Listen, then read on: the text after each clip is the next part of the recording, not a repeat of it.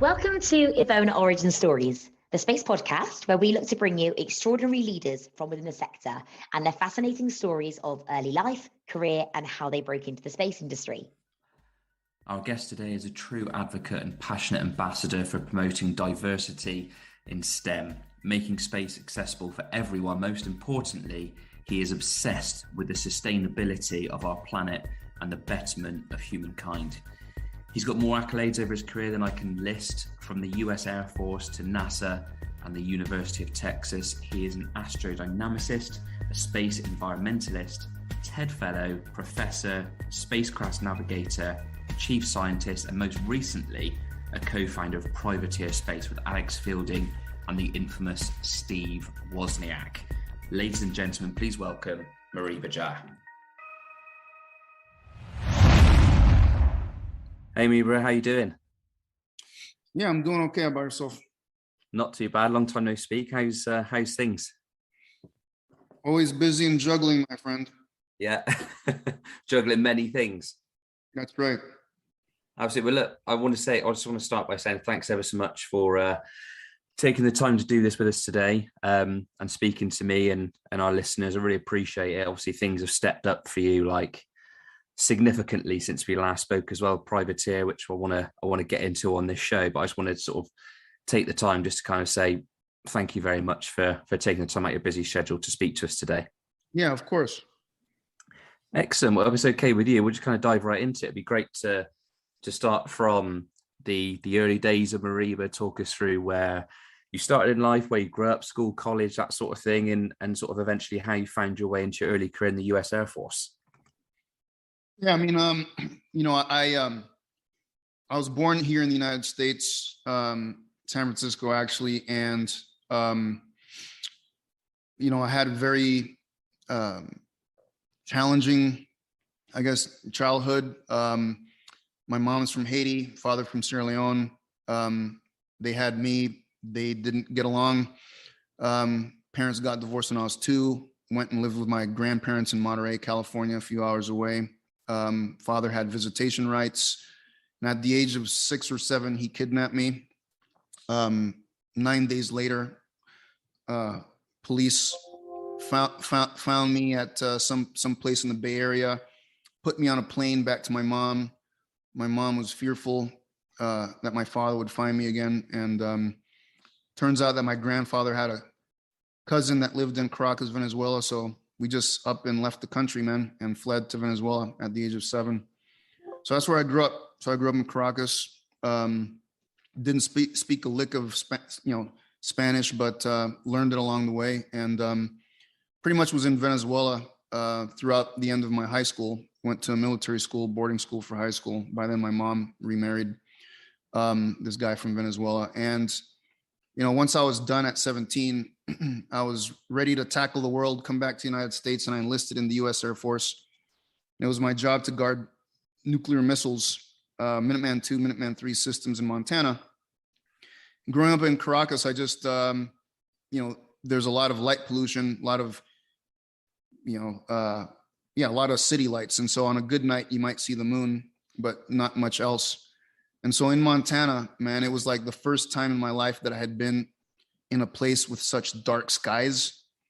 And it was extremely moving to me because, I had never realized that the universe was so populated. I'm like, wow, it's not just like emptiness, it's like, it's not just dark. Like there's a bunch of stuff there. And that juxtaposed with dots moving across the sky that weren't planes, they weren't meteors, they were actually satellites reflecting sunlight. That's what got me interested in astrodynamics. Awesome. And thanks for going through that. And I guess through that, how did you kind of from the, I guess, getting into the US Air Force, how did that come around, getting into that? And then also from your time serving in the US Air Force, how did you kind of segue your way into the space industry? And I guess now that you're here and you've been sort of living and breathing it for so many years now, it'd also be cool to hear what is it you love most about the space sector. Yeah. So, as a security guard in the Air Force, it wasn't like people really took me seriously when I said I wanted to study this stuff. I'm like, people are like, oh, there's no way. Like, you carry a gun. Like, what are you actually going to do in the space industry was kind of like the sentiment. And, but yeah, I mean, I went to Embry-Riddle Aeronautical University in Arizona. My own academic advisor advised me against studying aerospace engineering. He was like, he gave me the Yoda, you're too old to begin the training kind of thing. He was like, oh, you're 23, you're already too old. You never took calculus in high school. It's been 6 years. Like, you're going to get lapped and you're not going to make it through the program. And, it was extremely challenging, difficult. I was the one that was getting B's. I was not an A student. I had to stay up till 2-3 o'clock in the morning doing calculus homeworks and stuff like that. But yeah, look, I muddled through it and, able to find my way in the grad school, thanks to the late Professor George Bourne at University in Colorado, who believed enough in me to give me a chance to show to myself that I was capable. And this ended up resulting in me getting a job at NASA's Jet Propulsion Laboratory, my dream job, to be a spacecraft navigator working on Mars missions. And so that's how I got into that. Awesome. No, thanks for going through that. I love those stories, especially when someone tells you can't do it and you go on and do it anyway. And I think that's a part of the whole reason why we started doing this show, is to kind of try to, I guess, demystify the space sector and kind of make it accessible for everyone, regardless of where you come from, your background, anything at all like that. Space is for everybody. So I love the fact that you've pushed on there and went through. And what is it now? I guess, like I say, now that, you've been involved in so many different areas of space, and obviously recently setting up Privateer, which we'll get into as the show goes on. But what is it for you? What is like the most special thing about being in the space sector? What do you love about it most? The people, the technology? What is it that kind of draws you to the sector, and what you love about the sector so much? I think that space is, ultimately it's where we come from. It's where we need to go back to, in a way. It is the future. Humanity will meet its certain end unless we're successful at thriving elsewhere in the universe. Not even multi-planet. We need to be interstellar. We need to thrive around another sun. And we're nowhere even close to being capable of doing that. And so that's what I find exciting. That's what's driving me, is to try to do what I can to extend humanity's expiration date and contribute positively towards that. So those are the things that I'm excited about. And I think, personal satisfaction in the industry is really trying to find truth. Given a variety of data and information, biased, corrupt, incomplete, how do I solve the Sherlock Holmes questions of what's up there? Who does it belong to? Can I predict how it's going to behave? Can I develop a body of evidence to hold people accountable for their behaviors in space? Those are the things that excite me and drive me. Absolutely. Amazing. That kind of leads on to the next thing I want to talk to you about. And like I say, we kind of have a similar passion for the whole demystifying the industry and making space accessible for everyone. We collaborated a couple of years ago on the Space Spectra series and had Bianca on us, etc. And I know it's obviously a part of your day-to-day work and your career and your sector, but I can tell to you it's something that is definitely close to heart. It definitely drives your passion. And I think it would be great to know, and our listeners as well, is where does that come from? What drives your passion with all the STEM work that you do, the various schools and universities you work with and work at? Why is that so important to you? Where does that sort of passion drive come from? Yeah, well, I'll say this. I've had a pretty, in many respects, complicated life, and I've gone through my own sets of traumas and that sort of stuff. And, one of the things that back when I was 16 in military school, something kind of unfortunate happened. I was accused of something that I had not done, and nobody cared about hearing me or my side or any of these things. And I was pretty much locked up for several months without even being able to go home. I got very depressed, and I didn't want to live anymore. And I just lost the desire to live. And entertained a lot of suicidal ideation. And in this space of kind of hitting rock bottom, man, where I'm like, I don't care. Like, people tried to hurt me in all different ways. And finally, I'm like, I just don't care. Like, I don't. And so in that space of nothingness, I was actually very surprised, Rich. I was surprised at what I found, because in this void of being completely stripped of everything that I cared about, I somehow got in touch with what seemed to be an infinite ocean of love and compassion. It was like a foundational fabric.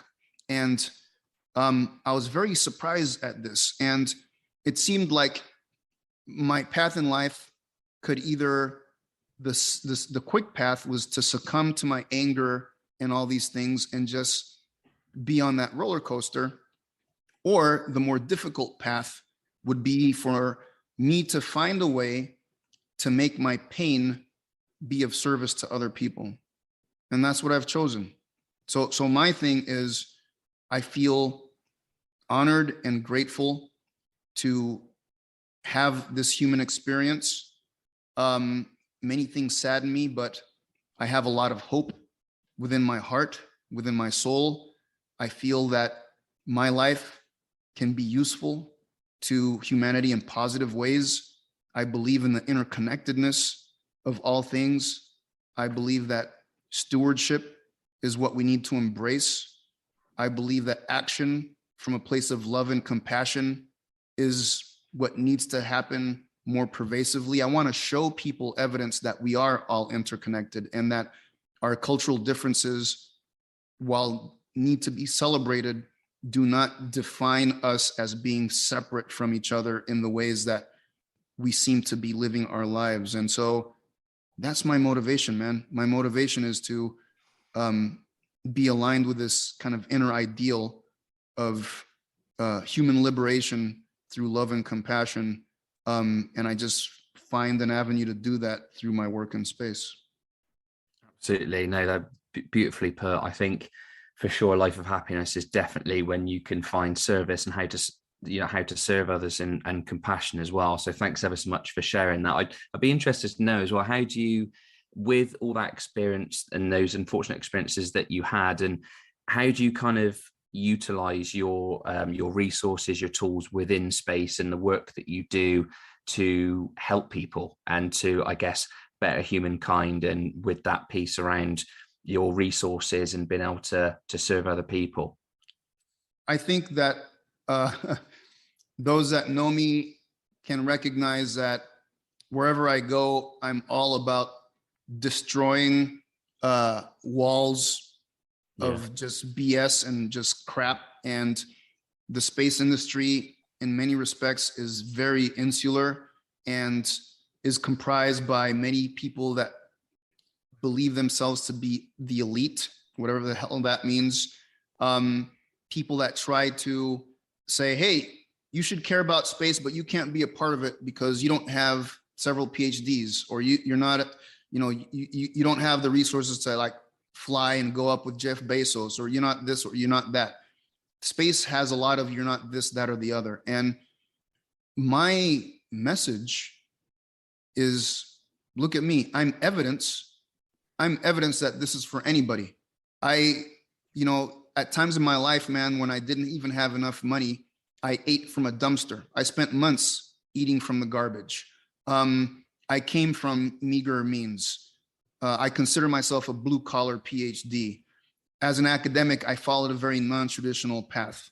So I am evidence that these walls, barriers are all BS, and that space is for everybody. My main thing to help people is to break these things down and show people, expose people to my humanity in this, and say, you can do both.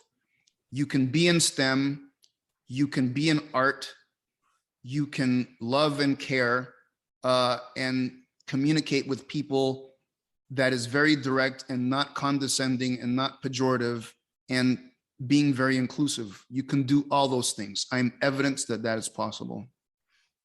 Absolutely. No, very well put. And I think that kind of ties on nicely to the next thing as well. I wanted to touch on failures and achievements. Obviously, you've probably seen with various social media platforms, I think, obviously, the things that you've achieved has been unbelievable, especially in the past few years, that some people can only dream of achieving in their lifetime. But I think when certain things are posted on what you see now, especially the younger generation, like Instagram, Twitter, that kind of stuff, everybody sees the highlight reel of success and like the end product, but no one really sees the kind of the work, the grind, the sacrifice that led to that and leading up to those achievements. So I guess over the years, whether it be career, personal, what would you consider your biggest failure, and what did you learn from that failure? I feel that I'm failing every 5 to 6 years. It's like, my first failure was not being a lifelong career military person. And not that I couldn't be, but I felt that I got to the point where I was told, shut up and color. I made lots of sacrifices to improve myself. Other people benefited from it, and I was kind of left behind, and I just didn't take it. But that meant no more career military thing for me. I wanted to be an officer, and I wanted to be a pilot. I wanted to go to the Air Force Academy, but that didn't happen for me. So I left. I went to undergrad, and I don't know. I wanted to be an academic, but I quickly realized that probably wasn't for me. I got my degrees, but it seemed like academia was something for other people and not myself. And so, once I got my degrees, I punched out of that. And when I was at NASA's Jet Propulsion Lab, my PhD work, I think, was quite innovative. And I came to the point where I could either just do the typical job of getting stuff to other planets, or I could be innovative, but, JPL was not a place that embraced that innovation. And so I left, went to the Air Force in Maui. I try to be creative and innovative there. I developed a whole different set of skills, and my research reached heights that I never thought were possible. I learned so much. And then at some point on Maui, I was kind of voted off the island, so to speak, kind of like a bad episode of Survivor. So I failed at being able to stay there with I wanted to stay there with my family. I cried when I realized I had to leave Maui. I literally cried, sobbing, because I didn't want to leave the island, but I failed to be able to find a way to stay there. And then I went to Albuquerque, New Mexico, to work for the Air Force Research Lab there. And same thing, great heights, great achievements, things that scaled in ways I couldn't have imagined. But then at some point, after I made, AFRL, fellow, the highest thing I could achieve in the Air Force Research Lab, I negotiated a position back on Maui, and I was told, shut up and color again. I was like not promoted purposefully, even though I deserved it, like all these things. And I'm like, I'm done. I'm leaving. And then I started the academic thing. And yeah, I'm kind of at that 5-year mark here at UT Austin. I don't know what that means, but at the same time, it's like Privateer shows up as me, co-founding this with Steve and Alex around this time period, which I find to be extremely, interesting. So yeah, I've basically achieved a lot at any place that I've been, but I failed to be lifelong and have permanence there. But in each failure, there's been success in ways that I couldn't have ever predicted in whatever has come, whatever my next chapter has been. Yeah, absolutely. And what that whole experience you mentioned around how you put it, voted off the island at Maui, and then you went back and then came back and you weren't being promoted and things were being blocked, and you decided, that's it. I'm kind of done with this. I'm leaving, and went into academia. What was the kind of key learn you took away from that throughout that whole process, and when you kind of made that decision to say enough is enough, I'm getting out of here? I think the key thing is reminding myself back to the foundation, what's motivating me to to thrive. It's that interconnectedness and those things that I hold at my core, and then asking myself, can I still do that here? Is there still room for me to be able to, satisfy my dharma, my soul's I consider this my soul's purpose. Can I serve my soul's purpose at any given point? And if I'm finding that the answer is no, or increasingly such, then that's a sign that, I need to move on and do something different, And so it's a very, it's scary. It's a scary thing, but I define courage as the absence of paralysis in the presence of fear. I'm not fearless by any stretch of the imagination. I suffer from anxiety. I have panic attacks. I've been able to mitigate a lot of that stuff, but they still exist. They haven't gone away. So I have a lot of fear in me, but I don't let fear prevent me from satisfying my dharma. Absolutely. And I think with that, it'd be great. You mentioned there about setting up with Woz and how that's come about. It'd be great if you'd be so kind, tell our listeners how that all started, how Privateer Space came around, where it originated from, how you guys set up, and also what's your mission and where do you see yourselves in the next 5 years? Yeah. So, basically I can't even remember exactly where I was, but I get lots of phone calls and things like that on a daily basis. My calendar is like double, triple booked, that sort of stuff. And, one of these, contacts was from Alex Fielding. And he's like, look, been following your work for quite some time. And I don't know, do you have time to just talk to me more about what you see are the salient problems with space traffic, space situational awareness, like these sorts of things?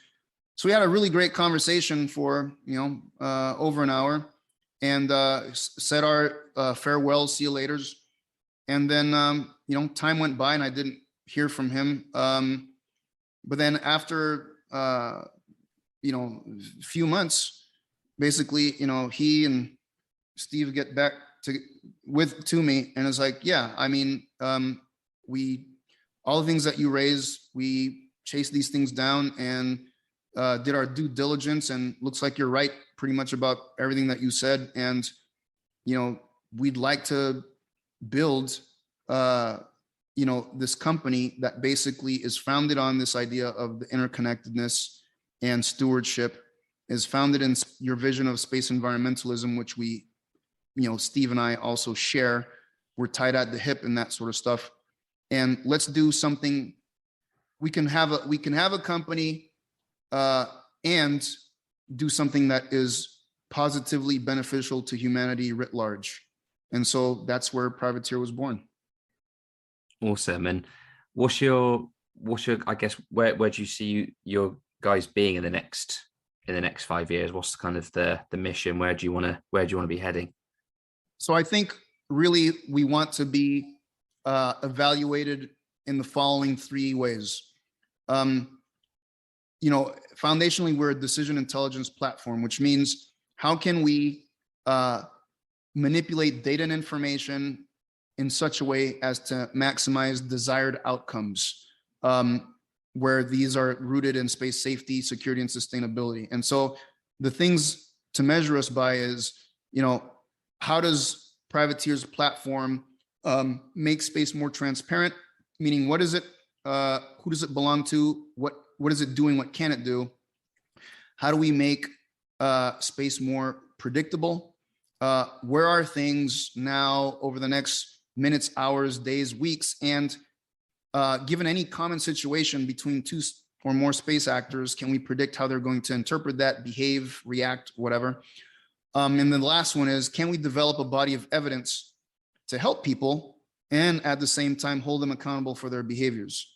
So, transparency, predictability, accountability are measurable things. And in the next 5 years, we'd love to see a more harmonized use of near Earth space and maybe even cislunar and that sort of stuff, and see a reversal of the environmental detriment of human exploration and activities in space, and basically say, look, the way we've behaved in space exploration and resource utilization, land, air, and ocean, has been to the detriment of those ecosystems. Let's define nearer space as an additional ecosystem, but let's behave in a manner that really gets to long-term sustainability and doesn't suffer the ills that the other environments have had. And can we use space as humanity's mirror to actually correct and reverse some of the detriment to the other ecosystems? Because humanity gets to know itself a lot more because of what we learn from things in space. Absolutely. Awesome. I think I speak for everybody as well and say we're super excited to follow your guys' journey and see where you guys go in the next few years. So thanks again for that. Like, I've got to ask, I'm sure you probably get bored of this question, but what's it like working with Woz? I have to tell you that one of the most moving things that I heard him tell me is that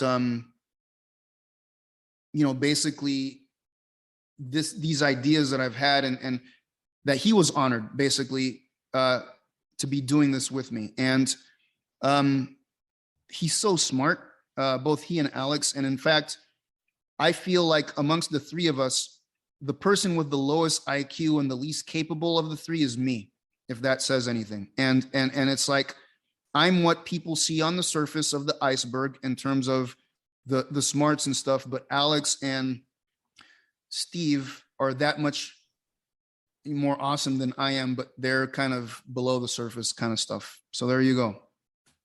Absolutely. No, amazing. That's incredible. And the next thing I want to talk about was more for advice, and we'll unpack this a little bit more, but I think there's so much advice kind of flying around, a lot of conventional wisdom and stuff. So what would you say sort of over the years, like throughout your career, what's the best and the worst advice that you've been given throughout your career?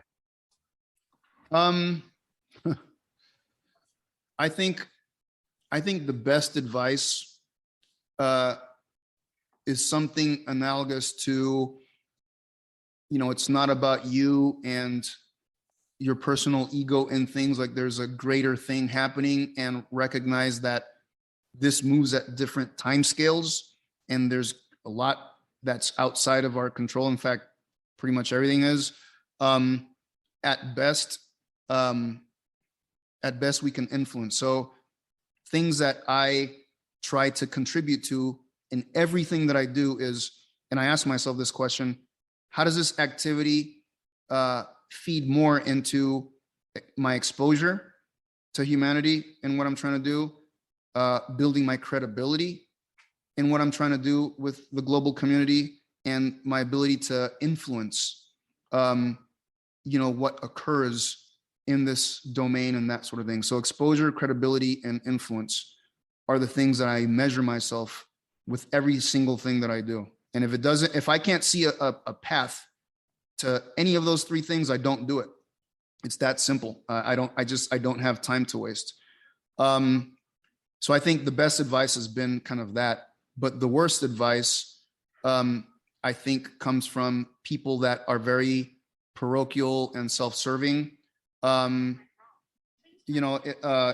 Parochial and self-serving, and basically, the idea that the world's out to get you. You got to look out for yourself because nobody else is, and these sorts of things, right? Is just pessimism and kind of this kind of extreme cynicism and that sort of stuff. Any sort of advice that is born from that place is not good. Absolutely. No, I couldn't agree more. And what would you say over the years is the best kind of resources that you've identified or utilized over the years for sort of, I guess, gaining knowledge, getting into the space sector? What's kind of the best things that you've identified, whether it be courses, programs, mentors that have kind of helped you to sort of navigate and segue your way into the space industry? Yeah, man. So this is where I'm going to take a page out of traditional ecological knowledge or indigenous knowledge. One of the tenets is empiricism. So I think, the best resource is to just be mindful, be present. Don't be distracted. If you can be present and observe, it won't take you too much time to see patterns. So it's like there's stuff happening all around. The only way to know something is to measure it. So be observant. To be observant, you have to be present. Based on what you observe, there's an emergent pattern. There's structure to what's happening. There's no randomness. So I guess I got to tell people, I really don't believe in randomness. I believe that everything is deterministic, but we're just ignorant. And so if you can be observant, the data that comes from your observations tends to have structure or distributions. That structure and those distributions allows you to infer a model or a hypothesis, and then you can use that model and hypothesis to predict what's going to happen next, here, there, wherever. And the difference between what you observe next and your prediction constitutes surprise. And surprise means that there's something that you have to learn, and you keep in that cycle. So to me, the best resource is actually just applying the scientific method and being very much an experimentalist and trial and error, hypothesis testing. I mean, I put it into these really nerdy sciencey terms, but it's really just observing, man. It's observing and coming up with your own ideas about stuff, and then using those ideas to try to predict, what's going to happen next. And if you're really flawed in your prediction, then that says that there's something that you still haven't understood yet. So it's being curious. It's being curious all the time. And to be curious all the time, it means that you accept that you're ignorant. At any point in time, if you say, I'm no longer ignorant, then you stop looking. And when you stop looking, you become stale and you're done. So you always have to accept that you're ignorant, keep yourself curious, be observant, and, always try to improve your understanding by your ability to predict what's going to happen.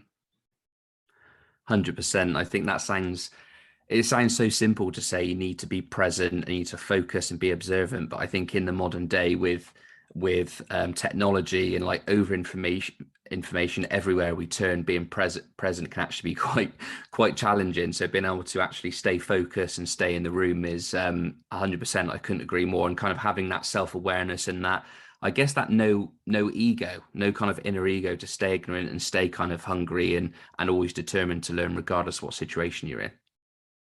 Exactly. You bet. Cool. Well, look, I just want to say we've got one sort of final question we like to close out every single episode with. But before I ask you that, I just want to say again, thanks ever so much. This has been awesome, by the way. So thank you for being sort of so open and vulnerable and transparent of everything and taking us through your journey and telling our listeners. So I just want to say thanks ever so much again for coming on the show and doing this with us today. The final question we'd like to ask all of our guests is, what advice for anyone that's kind of looking to get into the space sector? And again, this is what we kind of predicated this whole podcast on, is making it accessible for everybody. We need to keep on growing this sector and raising awareness and getting people from other sectors with transferable skills to keep this thing growing. So what advice would you have for anyone looking to enter into the space sector in 2022 and beyond? I think the best thing that people can do, and I just came from a TED conference, the annual TED conference in Vancouver. And this was, somebody gave a talk about climate action, and they had three circles, like a Venn diagram. One of them is, what are you good at? The other one was, what brings you joy? And the other circle is, what needs doing? So what are you good at? What brings you joy? What needs doing? I think anybody who wants to enter in the space sector needs to be able to write a list, and it doesn't have to be long, filling in those three circles. And then the action to be taken is the intersection of those three, if those three things intersect. So it's good to know if they intersect, because the intersection of the three is basically, that's the action that you want in getting into the space community. And so being very honest with yourself at what are you good at and what brings you joy, those two things need to coexist. And then look at what are the things what are the challenges? What are the things yet to be done? And can the combination of what I'm good at and what brings me joy be applied to solving those things that need to be done? Absolutely. Awesome. Moriba, thank you so much. I appreciate everything today, all the knowledge. sharing your experiences with our listeners and myself. Really, really appreciate it. Great to speak to you. Take care and hope all goes well at Privateer, and speak to you soon. From your lips to God's ear, my brother. Thank you. Thank you. Take care. Cheers. Bye.